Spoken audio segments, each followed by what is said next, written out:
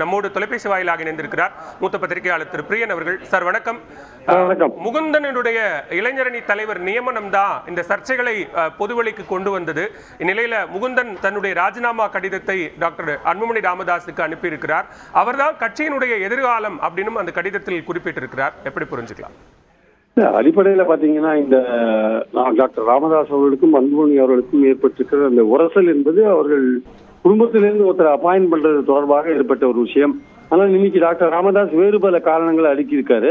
அதுல தனிப்பட்ட சில விஷயங்களும் அடங்கி இருக்கிறத நம்ம பாக்குறோம். நம்ம அதற்கெல்லாம் அன்புமணி அவர்கள் தான் பதில் சொல்லணும். ஆனால் ஒட்டுமொத்தமாக இந்த விஷயத்தை உற்று நோக்கும் பொழுது குடும்பத்துக்குள்ள ஒரு பேசி தீர்க்க வேண்டிய ஒரு விஷயத்த வெளிப்படையா கொண்டு வந்தது டாக்டர் ராமதாஸ் தான் முதல்ல கொண்டு வந்தார்.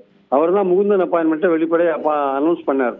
அவர் இன்னைக்கு சொல்றாரு அன்புமணி தான் பொதுவெளியில இந்த கட்சியில இருக்கிற அந்த கருத்து வேறுபாடுகளை வெளியில கொண்டு வந்தாருன்னு அவர் சொல்றாரு. அவர் குடும்பத்துக்குள்ள அன்புமணியோட பேசி அதை முடிவு பண்ணியிருந்தாருன்னா வெளியில அவர் சொல்லும் போது அன்புமணி அப்ஜெக்ட் பண்ண வேண்டிய அவசியம் கிடையாது. ஸோ அவர் நிறுவனர் முறையில தனக்கு எல்லா விதமான உரிமையும் இருக்குன்னு அவர் எடுத்துக்க ஆரம்பிச்சாரு. அதுதான் அவங்க உரசலுக்கான ஒரு முதல் காரணமா அமைஞ்சது. தொடர்ந்து அவங்க மாநாடு போன்ற விஷயங்கள்லாம் நடத்தினாங்க. இருந்தாலுமே இப்ப இருக்கிற இந்த முகுந்தன் அவர்கள் இன்றைக்கு ரிசைன் பண்ணியிருப்பது என்பது இந்த என்டைய தகராறுக்கும் தான் ஒரு மையப்புள்ளியாக இருக்கிறோமோ என்று அவர் கருத்தில் இருக்கக்கூடும். இந்த ஒரு குடும்பத்துல அவருக்கு பிரஷர் இருக்கக்கூடும். இந்த மாதிரி உங்களோட அப்பாயின்மெண்ட்டை வச்சுதான் இந்த பிரச்சனைகள் போயிட்டு இருக்கு, கட்சி இந்த மாதிரி ஒரு குழப்பத்துல போறது சரியில்லை, சோ நீங்க ரிசைன் பண்ணிடுங்க, நீங்க கொஞ்சம் விலகி லோ ப்ரொஃபைல்ல கொஞ்ச நாள் இருங்க, சோ இந்த தகராறு எல்லாம் தீரட்டும் அப்படின்ற மாதிரி குடும்பத்துல ஏதாவது ஒரு சமாதானம் ஏற்படுற ஒரு விதமாகத்தான் முகுந்தன் அவர்கள் தற்போது ராஜினாமா செய்திருக்கிறார் என்பதின் கருத்து.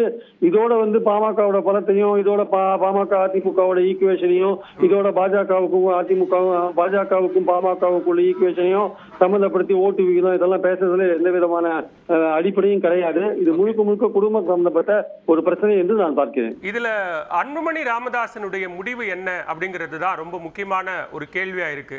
அவர் நீங்க சொன்ன மாதிரி இதை ஒரு குடும்ப பிரச்சனையாக பார்த்து அதை சார்ந்து முடிவெடுக்க கூடும் அப்படின்னு பார்க்கலாமா, இல்ல கட்சியின் நலன் என்கிற அடிப்படையில அன்புமணியினுடைய அடுத்த கட்ட முடிவு இருக்குமா?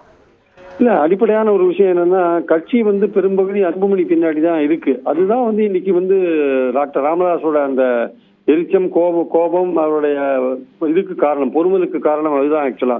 அதனால கட்சி அவர் பின்னாடி இருக்கிறதுனால அவர் ஒரு இன்னைக்கு ராமதாஸுக்கு வரிக்கு வரி அவர் பதில் சொல்ல வேண்டிய அவசியம் வருமானு தெரியல. அவர் பதில் சொல்லுவாரான்னு கூட ஒரு சந்தேகம். ஏன்னா மேலும் மேலும் பதில் சொல்லி கொண்டு போனால் இந்த விவகாரம் வளர்ந்து கொண்டே போகும்.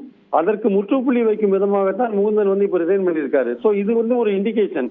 அன்புமணி வாயை திறக்க கூடாது, இனிமேல் குடும்பத்துக்குள்ள பிரச்சனையை தீர்த்து கொள்ள வேண்டும் என்பதற்கான ஒரு சுட்டி காட்டுற விதமான ஒரு குறியீடா நான் பாக்குறேன். அதனால இனிமேல் அன்புமணி அவர் கட்சி நலனை பார்த்து கொண்டு அவர் வேலையை செய்து கொண்டிருப்பார். இந்த தகராறு குடும்பத்துக்குள்ள தீக்கிற மாதிரியான ஒரு பச்சை கொடி காட்டும் விதமாகத்தான் முகுந்தனின் ரெசிக்னேஷன் அமைந்திருக்கிறது.